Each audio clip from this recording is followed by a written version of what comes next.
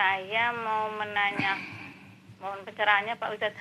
Saya punya kakek memang sudah lama meninggal Pak Ustadz. Cuman yang saya tahu dari dulu, artinya saya kan serumah gitu ya Pak Ustadz.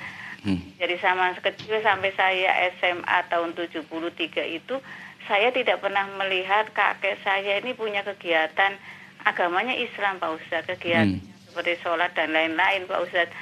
Cuman yang mau saya tanyakan, saya kan tetap mendoakan ya Pak Ustadz ya, setiap saat lah gitu, sama hal-hal yang boleh umpamanya kita sodako apa aja yang untuk orang meninggal saya jalankan Pak Ustadz.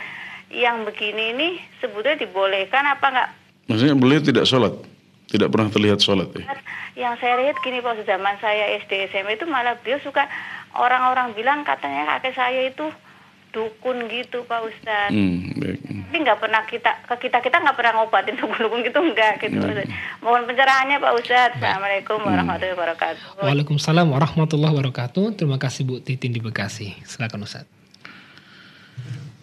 Ya, jadi orang yang tidak mengerjakan sholat itu diperselisihkan hukumnya di antara para ulama. Dan ada sebagian ulama kita yang berpendapat orang yang seperti itu dihukumi sebagai kafir. Ya sebenarnya yang menghukumi bukanlah kita atau para ulama, tapi yang menghukumi adalah Rasulullah SAW, karena beliau bersabda, "Faman tarakaha faqad kafar." Maka barang siapa yang meninggalkannya, yakni salat, berarti dia telah kafir. Dan Abdullah bin Syaqiq rahimahullahu taala menceritakan bahwasanya para sahabat Rasulullah SAW tidak melihat ada suatu amalan yang kalau ditinggalkan membuat pelakunya kafir kecuali hanya satu saja, yaitu sholat. Ini menunjukkan bahwasanya pendapat ini adalah pendapat yang masyhur di kalangan para sahabat Rasulullah SAW.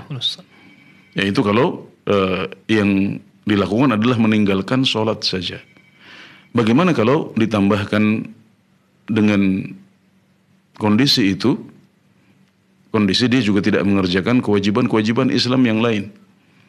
Apalagi disebutkan juga bahwasanya beliau juga melakukan praktek sihir ya. Maka ini ba'dhuha fawqa ba'd, ini ada beberapa kesalahan fatal yang bertumpuk-tumpuk ya. Maka untuk kehati-hatian ya, kita kalau ibu tidak mengetahui bagaimana kondisi akhir beliau dulu saat masih hidup, apakah sudah taubat dari kesalahan-kesalahan itu atau belum, maka hendaknya dihindari untuk mendoakan secara khusus. Karena kita umat Islam dilarang untuk mendoakan orang yang meninggal di atas kekufuran. Wala tusalli ala ahad minhum mata abadan wala taqum ala qabrih. Dan janganlah engkau menyolatkan salah satu dari mereka yang meninggal untuk selamanya, dan jangan engkau berdiri di atas kuburnya untuk mendoakan. Jadi dilarang. Nabi Muhammad SAW juga dilarang. Nabi Ibrahim dilarang untuk mendoakan orang tua beliau ketika sudah jelas bahwasanya beliau meninggal di atas kekufuran. Nah, kalau kita ada keraguan-raguan, kita tidak mengetahui secara pasti kondisinya dulu saat meninggal seperti apa, maka untuk kehati-hatian kita tidak mendoakan secara khusus, tapi kita bisa mendoakan secara umum. Misalnya mendoakan Allahumma ighfirli wa liwalidayya warhamhuma kama rabbayani shaghira. Ini adalah doa untuk orang tua yang juga mencakup semua nenek moyang kita. Atau doa yang lebih umum untuk semua umat Islam seperti Allahumma ighfir lil mu'minina wal mu'minat wal muslimina wal muslimat al ahya'i minhum wal amwat. Ya Allah, ampunilah orang-orang muslim, laki-laki maupun perempuan, orang-orang mukmin laki-laki ataupun perempuan yang masih hidup maupun yang sudah mati.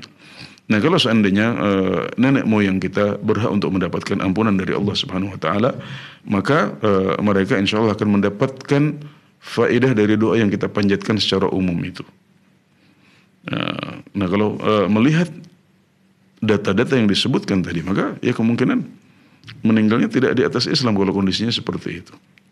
Nah, tapi sekali lagi saya ingin tegaskan bahwasanya Masalahnya bukan masalah yang disepakati di antara para ulama, dan apa yang kami sampaikan adalah langkah yang lebih hati-hati. Ya, jadi tidak mendoakan secara khusus, tapi mendoakan secara umum saja. Dan Allah yang lebih tahu kondisinya saat meninggal seperti apa. Kalau dia termasuk muslim, maka insya Allah dia akan mendapatkan ampunan dan berbagai manfaat dari doa yang kita panjatkan secara umum untuk nenek moyang kita semuanya, atau untuk umat Islam semuanya, atau untuk umat Islam yang sudah mendahului kita. Ya, seperti itu. Allahu ta'ala. Ya, Ustaz.